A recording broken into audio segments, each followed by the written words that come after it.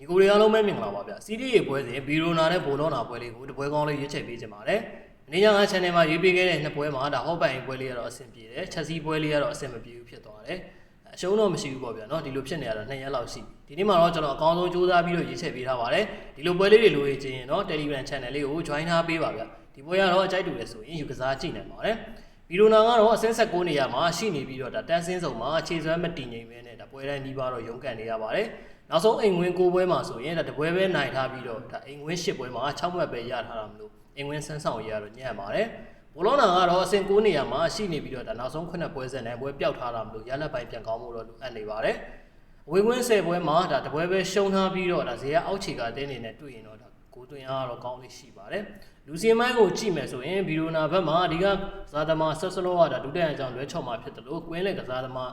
အပါအပရူကလည်းဒါပါဝင်မှုမသိကြတာကကွင်းလေနဲ့တိုက်စစ်ပိုင်းမှာအားနေစီပါပါဘောလုံးနာဘက်မှာတော့ဒီကတိုက်စစ်ကစားသမားဂမ်ဘီယာဂီရဒါပွဲပဲပြစ်ဒဏ်ကြောင့်မပါဝင်နိုင်တယ်လို့ဒါလူကူမီယာလည်းဒဏ်ရာကြောင့်လွဲချော်မှာမလို့ခံစီပိုင်းမှာတော့ဟာကွက်တော့ဖြစ်နိုင်ပါတယ်ဟက်တူဟက်ကိုကြည့်မယ်ဆိုရင်နောက်ဆုံးတွဲဆုံမှု9ချိန်မှာဒါဘောလုံးနာက3ချိန်နိုင်ထားပြီးဘီယိုနာက1ချိန်ပဲနိုင်ထားပါတယ်ထူးခြားချက်တစ်ခုရှိတာကဒီနှစ်သင်းတွဲဆုံတဲ့ပွဲတိုင်းမှာတော့အနီကတ်တော့ကျွန်တော်တို့မြင်တွေ့ရပါတယ်